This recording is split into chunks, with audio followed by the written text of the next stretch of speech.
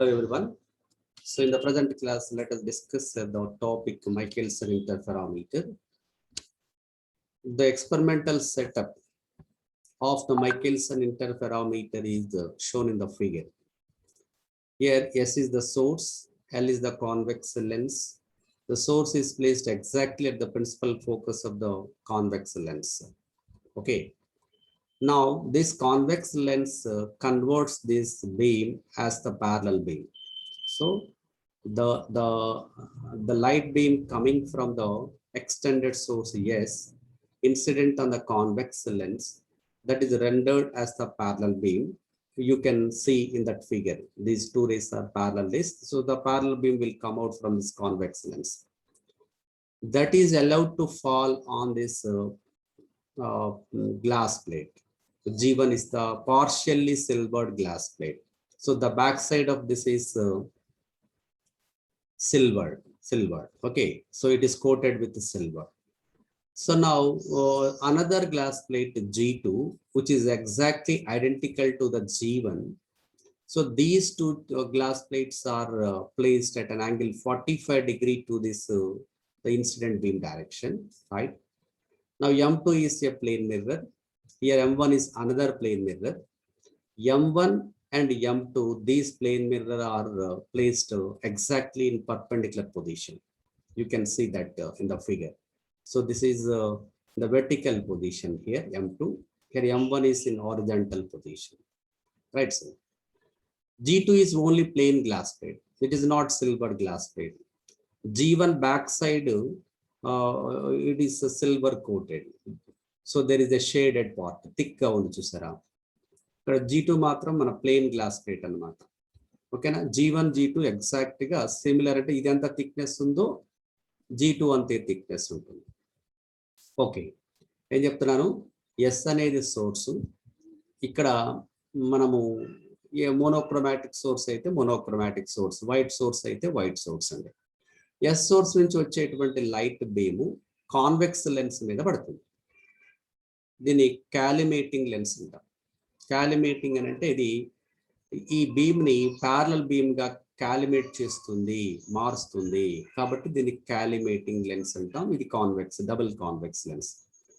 ఈ double convex lens యొక్క exact principal focus వద్ద సోర్స్ ఉన్నప్పుడు నీకు ఈ బయటకి ఎమర్జ్ అయ్యే బీమ్ ప్యారలల్ బీమ్గా ఎమర్జ్ అవుతుంది అన్నమాట. ఓకేనా?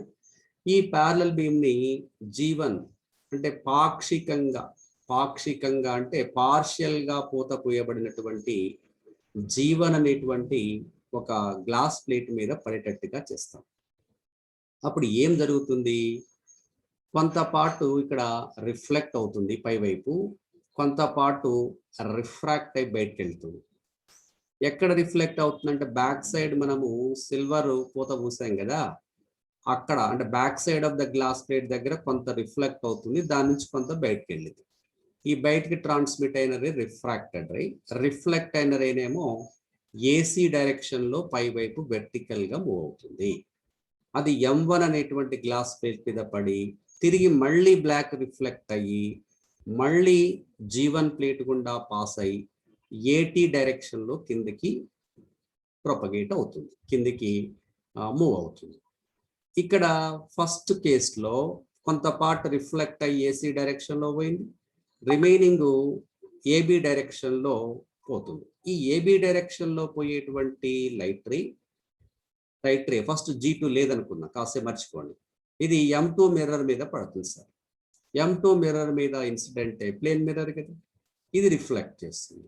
ఎప్పుడైనా కూడా ఒక ప్లేన్ మిర్రర్ మీద, ప్లేన్ మిర్రర్ అంటే అర్థం దాని బ్యాక్ సైడ్ కంప్లీట్ గా సిల్వర్ కోట్ చేయబడి ఉంటుంది. ఏదన్నా దాంతో మనం పూత వస్తాము. సో ప్లేన్ మిర్రర్ అంటే మనం రోజు చూసుకునే మిర్రర్స్ అది, అటువంటి మిర్రర్ పీస్ అనమాట. ఓకే, సో దాని నుంచి రిఫ్లెక్ట్ అయ్యి బ్యాక్ వెళ్ళి మళ్ళీ ఇక్కడ G1 బ్యాక్ సైడ్ రిఫ్లెక్ట్ అయ్యి ఏటీ డైరెక్షన్ లో కిందికి వస్తుంది. ఓకేనా? అయితే ఇప్పుడు ఫస్ట్ G1 ప్లేట్ గుండా ట్రాన్స్మిట్ అయినప్పుడు back side of G1 reflect అయి పైకి పోయింది. అంటే ఫస్ట్ G1 నుంచి వన్స్ ట్రావెల్ అయింది, మళ్ళీ బయటకు వెళ్ళింది, అంటే 2 times ఏసీ డైరెక్షన్ లో వెళ్ళి M1 మిర్రర్ నుంచి రిఫ్లెక్ట్ అయ్యి మళ్ళీ బ్యాక్ వచ్చినప్పుడు అంటే మొత్తం 3 టైమ్స్ G1 ప్లేట్ గుండా నీకు లైట్ రే పాస్ అవుతుంది. అర్థమవుతుంది లేదు? ఏం చెప్తున్నానంటే ఫస్ట్ డైరెక్ట్ గా వచ్చింది G1 ప్లేట్ లో పాస్ అయింది, ఈ గ్లాస్ ప్లేట్ లో. ఇక్కడ లైట్ రే చూపిస్తుంది చూడండి, డైరెక్షన్ ఉంది లైన్, ఇది వన్స్. ఇక్కడ బ్యాక్ సైడ్ రిఫ్లెక్ట్ అయింది అంటే మళ్ళీ బయటకు వెళ్ళిందంటే రెండోసారి ట్రావెల్ అయింది, ప్లేట్ గుండా సెకండ్ టైం ట్రావెల్ అయింది. M1 మిర్రర్ మీద ఇన్సిడెంట్ అయింది, రిఫ్లెక్ట్ అయింది, మళ్ళీ బ్యాక్ వచ్చింది, మళ్ళా G1 గుండా పాస్ అవుతుంది, AT డైరెక్షన్ లో బయటకు వెళ్ళింది. అంటే 3 టైమ్స్ అవుతుంది. దీన్ని కాంపాన్సేట్ చేయటం కోసం మరి ఎట్లా కాకుండా ఇట్లా బయటికి డైరెక్ట్ గా బయటికి ట్రాన్స్మిట్ అయిన రే ఇట్లా బయటకు వెళ్ళిపోయింది, M2 మిర్రర్ మీద ఇన్సిడెంట్ అయి రిఫ్లెక్ట్ అయి మళ్ళీ back side of the G1 plate reflect అయ్యి బ్యాక్ వచ్చిందంటే ఇది ఒక్కసారి మాత్రమే G1 గుండా పాస్ అవుతుంది. అంటే AB డైరెక్షన్ లో వెళ్తున్న లైట్ రే G1 ప్లేట్ నుంచి 1 టైం మాత్రమే పాస్ అయింది. ఓకే, AC డైరెక్షన్ లో రిఫ్లెక్ట్ అయ్యి CA డైరెక్షన్ లో మళ్ళీ బ్యాక్ రిఫ్లెక్ట్ అయ్యి AT డైరెక్షన్ లో బయటకు వచ్చిన లైట్ రే 3 టైమ్స్ పాస్ అవుతుంది కదా. సో దీన్ని ఈ కాంపాన్సేట్ చేయటం కోసం ఇక్కడ సిమిలర్ ఐడెంటికల్ G2 ప్లేట్ ని మనము ప్యారల్ గా పెడతాం, G1 కి ఎగ్జాక్ట్ ప్యారల్ గా పెడతాం. పెట్టినప్పుడు G2 నుంచి బయటికి వెళ్ళిపోయినప్పుడు ఒకసారి అవుతుంది, మళ్ళీ బ్యాక్ వచ్చినప్పుడు 2 టైమ్స్, మొత్తం ఇది కూడా 3 టైమ్స్ సేమ్ డిస్టెన్స్ ట్రావెల్ అన్నట్టుగా సరిపోతుంది అనమాట. అంటే G1 నుంచి ఫస్ట్ లైట్ రే ఎంత డిస్టెన్స్ ట్రావెల్ అయిందో, ఎంత పాత్ ట్రావెల్ అయిందో, ఇటువైపు బయటకు వెళ్ళినటువంటి ట్రాన్స్మిటెడ్ రే AB రే కూడా సేమ్ డిస్టెన్స్ సేమ్ పాత్ ని ట్రావెల్ చేయడానికి అనుగుణంగా ఇక్కడ G2 అనేటువంటి కాంపాన్సేటెడ్ ప్లెయిన్ గ్లాస్ ప్లేట్ ని మనం ప్యారల్ గా ఉంచడం జరుగుతుంది. కాబట్టి దీన్ని కాంపెన్సేట్ చేస్తుంది కాబట్టి కాంపెన్సేటెడ్ ప్లెయిన్ గ్లాస్ ప్లేట్ అంటున్నాను. రైట్. సో ఫస్ట్ ఇక్కడ M1 మిర్రర్ నుంచి రిఫ్లెక్ట్ అయ్యి బ్యాక్ వచ్చిన రే మళ్ళీ G1 నుంచి పాస్ అయ్యి కిందికి AT డైరెక్షన్ లో పోతుంది. నెక్స్ట్ M2 మిర్రర్ నుంచి రిఫ్లెక్ట్ అయ్యి G2 గుండా పాస్ అయ్యి G1 బ్యాక్ సైడ్ రిఫ్లెక్ట్ అయ్యి AT డైరెక్షన్ లో వచ్చిన లైట్ రే. ఈ 2 లైట్ రేస్ సేమ్ సోర్స్ నుంచి అప్టైన్ చేశాం. ఈ 2 లైట్ రేస్ సేమ్ సోర్స్ నుంచి అప్టైన్ చేశాం. Clear sir? Getting? Same source, ఒకే సోర్స్ నుంచి అప్టైన్ చేశాం. వీటిని కోహరెంట్ రేస్ అంటాం. ఇక్కడ ఆంప్లిట్యూడ్ డివిజన్ జరుగుతుంది. ఎందుకు ఆంప్లిట్యూడ్ డివిజన్ అంటున్నా?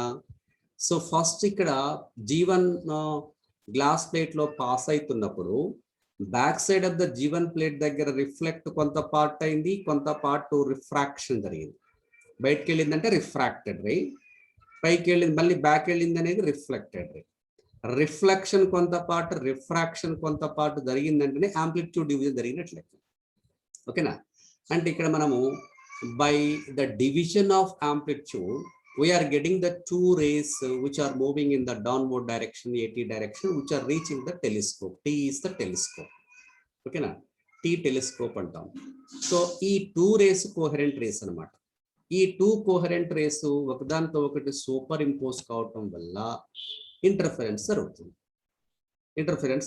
Kabatti telescope lo neeku field view lo observe cheste interference pattern ఏర్పడుతుంది.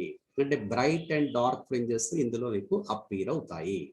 సో టెలిస్కోప్ లో ఐ పీస్ లో దాని ఫీల్డ్ వ్యూలో అబ్జర్వ్ చేసినప్పుడు ఇంటర్ఫరెన్స్ ప్యాటర్న్ సంబంధించిన bright and dark alternate fringes నీకు ఇందులో సర్క్యులర్ షేప్డ్ ఇంటర్ఫరెన్స్ ఫ్రింజెస్ ఇందులో కనిపించడం జరుగుతుంది.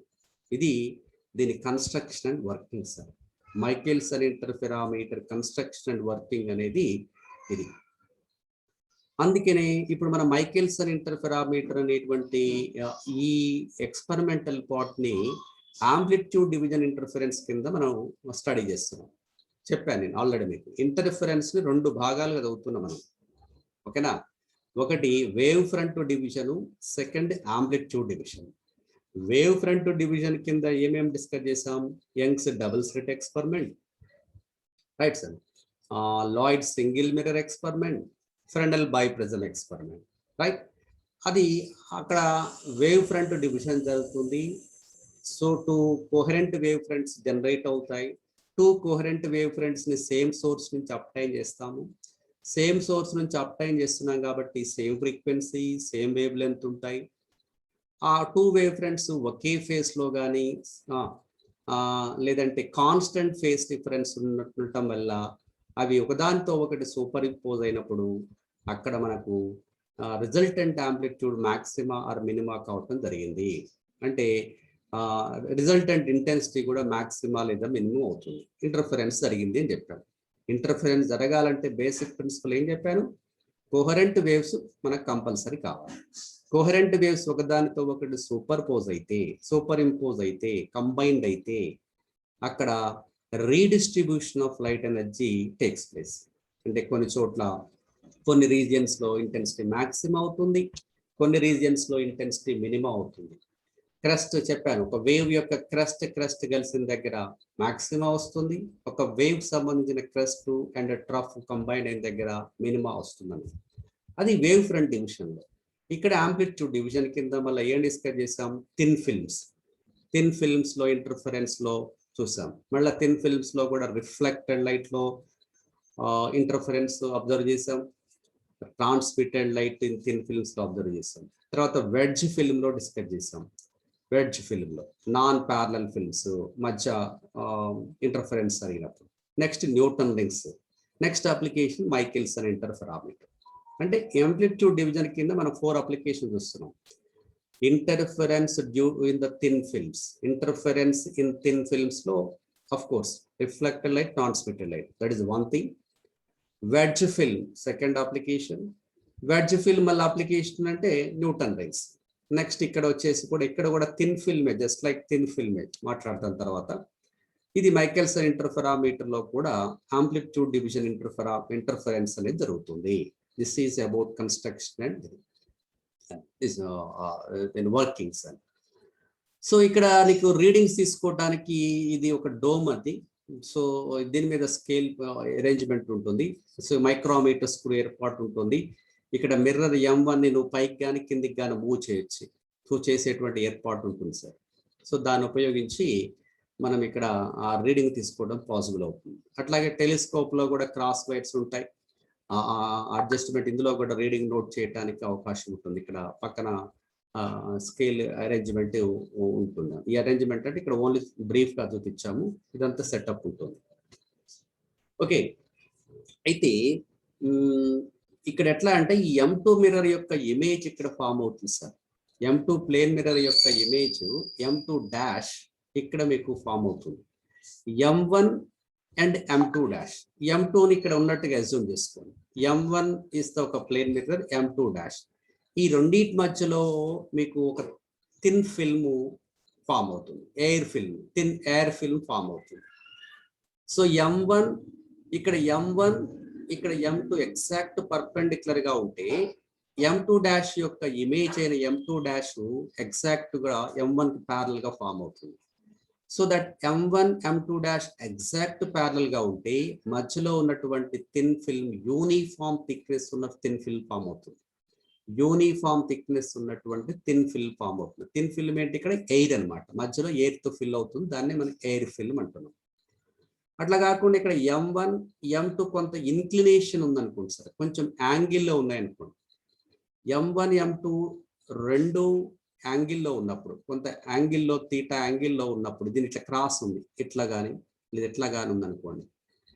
ఎట్లా ఉన్నప్పుడు ఎగ్జాక్ట్ గా M2ని ఇక్కడ M2 డాష్ M1 ఇట్లా మిడ్ పాయింట్ దగ్గర ఇంటర్సెక్ట్ చేసుకుంటున్నాయి అనుకోండి. M2కి సంబంధించిన mirror image M2 dash and M1 exact mid point దగ్గర ఇంటర్సెక్ట్ చేసుకునే పొజిషన్ లో తీటా యాంగిల్లో ఉంటే, ఇట్లా ఈ పొజిషన్ లో, ఓకేనా, ఇలా ఉందనుకోండి ఉంటే, అప్పుడు మీకు ఏర్పడేటువంటి ఫ్రింజెస్ సర్క్యులర్ ఫ్రింజెస్ ఫామ్ అవుతాయి ఇంటర్ఫరెన్స్ దీంట్లో. అట్లా కాకుండా ఎగ్జాక్ట్ మిడ్ పాయింట్ దగ్గర కాకుండా ఇట్లా కానీ, ఓకే, ఇట్లా కానీ ఉంది అనుకోండి. సో ఒకటి M1, okay, second one M2 dash. అంటే ఒకవైపు వన్ సైడ్ వన్ సైడ్ ఎక్కువగా తక్కువగా ఉంది, ఇక్కడ ఇటువైపు యాంగిల్ ఫామ్ అయ్యేటట్టుగా ఉంది. సో ఎడ్జ్లో ఇట్లా ఫామ్ అయితే, ఎడ్జ్లో ఇంటర్సెక్ట్ అయ్యే విధంగా ఉంటే మీకు లోకలైజ్డ్ ఫ్రింజెస్ వస్తాయి. లోకలైజ్డ్ ఫ్రింజెస్ వస్తాయి. ఇక్కడ ఎట్లా వస్తాయంటే ఎటువైపు అయితే ఈ యాంగిల్ ఫామ్ అవుతుందో అటువైపు కార్డ్ షేప్ ఉండేటట్టుగా ఫ్రింజెస్ ఇట్లా alternate bright and dark fringes వస్తాయి. ఇక్కడ దిస్ ఈజ్ పైది M1, కిందిది M2 డాష్ అంటున్నాను కదా. సో ఇప్పుడు ఇక్కడ ఏర్పడేటువంటి ఫ్రింజెస్ ఎట్లా ఉంటాయంటే ఇటువైపు కార్డ్ సర్ఫేస్ ఉండేటట్టుగా, అంటే కాన్వెక్స్ షేప్, కాన్వెక్స్ అంటాం. ఇట్లా ఉబ్బెత్తుగా ఉండే పార్టు ఈ ఎండ్ వైపు ఉండేటట్టుగా నీకు ఫ్రింజెస్ ఫామ్ అవుతాయి, alternate bright and dark fringes. ఇక్కడ alternate bright and dark fringes, వీటిని లోకలైజ్డ్ ఫ్రింజెస్ అంటాం. లోకలైజ్డ్ ఫ్రింజెస్ అంటాం ఈ షేప్ లో ఫామ్ అయితే. అట్లా కాకుండా M1 M2 ఎగ్జాక్ట్ గా ఇట్లా మిడిల్ పాయింట్ దగ్గర ఇంటర్సెక్ట్ చేసుకునేటువంటి పొజిషన్ లో ఉంటాయి M1 M2 డాష్. అప్పుడు మీకు circular images, circular fringes form అవుతాయి. ఇట్లా కార్డ్ షేప్ లో ఉండవు. ఇట్లా ఉంటే వాటిని లోకలైజ్డ్ ఫ్రింజెస్ అంటాం. మరి what are the applications of Michelson interferometer? ఏంటి దీని అప్లికేషన్స్ అంటే, ఏదైనా ఒక మోనోక్రోమాటిక్ సోర్స్ ఇచ్చారు, ఆ మోనోక్రోమాటిక్ సోర్స్ యొక్క వేవ్ లెంత్ ఎంత అనేది మనం ఫైండ్ అవుట్ చేయొచ్చు. That is one application. The second one, ఇప్పుడు మనం సోడియం స్పెక్ట్రమ్ తీసుకున్నాం కదా. సోడియం లైట్ లో దాని స్పెక్ట్రమ్ అబ్జర్వ్ చేస్తే మనకు 2 yellow లైన్స్ వస్తాయి సార్. ఒకటి D1 capital D1, second D2 lines ఉంటాయి. వాటి వేవ్ లెన్స్ వచ్చేసి 5890 angstrom, 5896 angstrom sir. D1 D2 lines అంటాం. ఆ వేవ్ లెన్స్ మధ్య డిఫరెన్స్ ఎంత? 6 యాంగ్స్ట్రామ్. అంటే ఏదైనా స్పెక్ట్రంలో స్పెక్ట్రల్ లైన్ మధ్య వేవ్ లెంత్ డిఫరెన్స్ చాలా తక్కువగా ఉంటే, ఆ వేవ్ లెంత్ డిఫరెన్స్ 2 దగ్గరగా ఉన్నప్పుడు మనకు లో రెజల్యూషన్ ఉన్నటువంటి స్పెక్ట్రోమీటర్లు అబ్జర్వ్ చేస్తే ఒకటే లైన్ కనిపిస్తుంది. హై రెజల్యూషన్ స్పెక్ట్రోమీటర్లో గమనించినప్పుడు ఆ 2 సపరేట్ లైన్స్ కనిపిస్తాయి, 2 yellow లైన్స్ కనిపిస్తాయి. ఆ స్మాల్ డిఫరెన్స్ ఉన్నటువంటి వేవ్ లెంత్ ని ఫైండ్ అవుట్ చేయడానికి మనకి మైకెల్సన్ ఇంటర్ఫెరామీటర్ యూజ్ అవుతుంది. That is the second application. ఓకేనా. ద థర్డ్ వన్, సేమ్ ఏదైతే మనం ఫ్రెనెల్ బైప్రిజం ఎక్స్పెరిమెంట్ లో అప్లికేషన్స్ ఏవైతే మనకు ఉన్నాయో అవన్నీ కూడా ఇక్కడ మనం సేమ్ అప్లికేషన్స్. ఏదైనా ఒక ట్రాన్స్పరెంట్ స్లాబ్ ఇచ్చాడు, ఫర్ ఎగ్జాంపుల్ గ్లాస్ ప్లేట్ ఇచ్చాడు.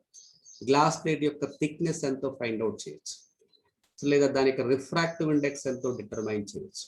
సో రెండు ఫ్రెనెల్ బైప్రిజం ఎక్స్పెరిమెంట్ ఉపయోగించి కూడా we can determine the thickness of the transparent slab, we can determine the refractive index of the liquids or any transparent medium, we can determine the wavelength of monochromatic source. same applications ఇక్కడ దీన్ని ఉపయోగించి కూడా మనం చేయొచ్చు. ఓకేనా. ఇవి Michelson అట్లాగే light వెలాసిటీని, light speed determine చేయొచ్చు. The speed of light determine చేయడానికి, మీటర్ డిఫైన్ చేయడానికి, క్యాలిబ్రేట్ చేయటానికి, next monochromatic source wave length ని డిటర్మైన్ చేయటానికి, నెక్స్ట్ స్మాల్ డిఫరెన్స్ ఉన్నటువంటి spectral lines wave length difference ని డిటర్మైన్ చేయటానికి, to determine the thickness of the transparent slabs మన Michelson ఇంటర్ఫెరామీటర్ ని ఉపయోగించడం జరుగుతుంది. Clear sir? నౌ సో దీనికి సంబంధించి how to determine the wave length of monochromatic source. So let us see that one. Already explain types of fringes చెప్పాను ఇందాక. ఇక్కడ circular fringes form అవుతాయి. ఇందాకే చెప్పాను ఏమని, ఇక్కడ M1 M2 mirror, M2 mirror ఇది డయాగ్రామ్ అబ్జర్వ్ ఉంది కదా. M2 మిర్రర్ ఏమో ఇక్కడ ఉంది, M1 మిర్రర్ ఏమో పై వైపు ఉంది, right. M2 dash is the image of M2 formed by reflection at the off silver surface of the plate G1, so that ఇక్కడ మనకు silver glass plate, partially silver glass plate A అనే position అన్నాం. ఇక్కడ M2 ఉంది, పైన M1 ఉంది కదా. A M2 equal to A M2 dash, అంటే ఎగ్జాక్ట్ ఈక్వల్ డిస్టెన్స్ లో ఉంటాయి అన్నమాట. మరి ఇక్కడ ఇంటర్ఫరెన్స్ ఫ్రింజెస్ లో మాక్సిమా వస్తుందా మినిమా వస్తుందా అనే దానికి మాక్సిమా కండిషన్ ఏంటంటే path difference delta equal to M lambda కావాలి. Delta equal to M lambda అయితేనేమో మాక్సిమా వస్తుంది, అంటే కన్స్ట్రక్టివ్ ఇంటర్ఫరెన్స్ జరుగుతుంది. Delta equal 2m plus 1 into lambda by 2 అయితే డిస్ట్రక్టివ్ ఇంటర్ఫరెన్స్ అవుతుంది కాబట్టి ఇక్కడ మినిమా వస్తుంది. కాబట్టి condition for maxima delta equal to M lambda. Delta equal to M lambda. Delta ఎంత అంటే 2 మ్యూ మన కొసైన్ లా. మనం అందులో థిన్ ఫిలిం లో కొసైన్ లా ఏమొచ్చింది మనకు? Path difference between the two coherent rays 2 mu tea cos theta. అవునా? 2 mu tea cos theta గుర్తుందో లేదో? Path difference delta is equal to delta equal to 2 mu tea cos theta కదా, 2 mu tea cos theta, where mu అంటే refractive index. మనకి ఇక్కడ air film కదా, air film కి refractive index 1 కదా.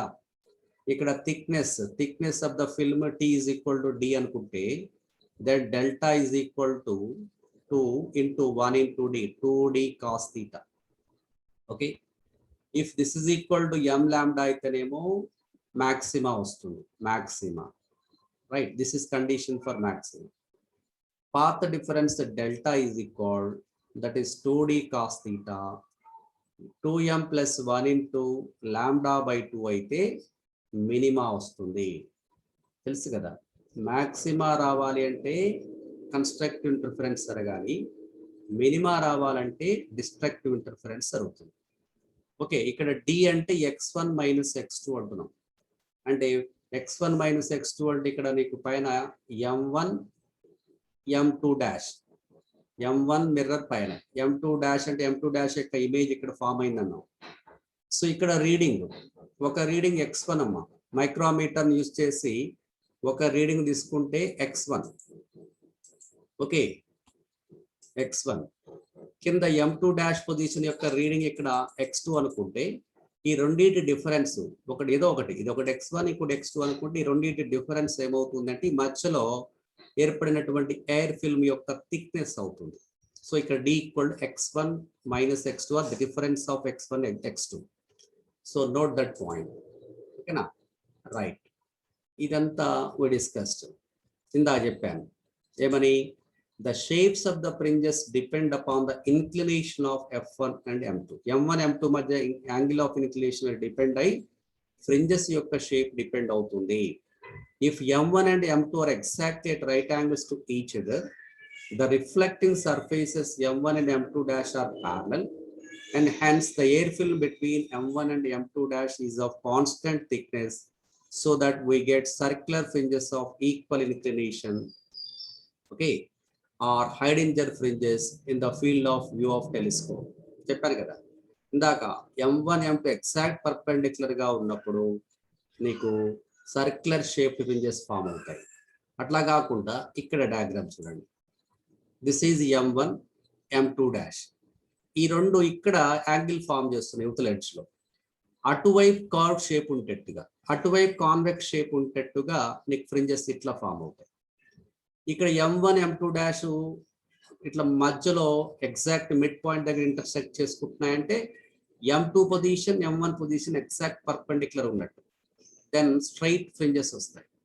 ఇట్లా ఎగ్జాక్ట్ మిడిల్ లో ఇంటర్సెక్ట్ చేసుకుంటే స్ట్రైట్ ఉంటాయి sir, sorry not circle. Exact parallel గా ఉంటేనేమో రెండు m1 m2 డాష్ ప్యారలల్ గా ఉంటేనేమో circular fringes, m1 m2 inclination తో ఉంటే 3 కేసెస్.